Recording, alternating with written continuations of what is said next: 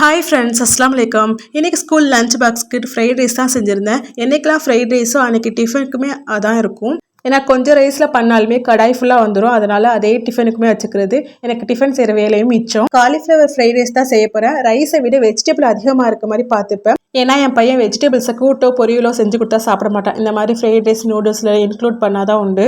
Lunch snacks எல்லாமே back பண்ணி ஸ்கூலுக்குமே அனுப்பியாச்சு. இன்றைக்கி வந்து மீஷோலேருந்து ஒரு சூப்பரான ப்ராடக்ட் பற்றி பார்க்க போகிறோம். இது வந்து ஒரு கோல்டன் டேப். நம்ம வீட்டு டைல்ஸ் அண்ட் வாலில் வந்து டெக்கர் பண்ணுறதுக்கு வந்து யூஸ் பண்ணிக்கலாம். நான் வந்து டோருக்கு தான் வாங்கியிருந்தேன். இப்போ லேட்டஸ்ட் டிசைன் என்னென்னா அந்த கோல்டு ஸ்ட்ரிப் வைக்கிறது தான்.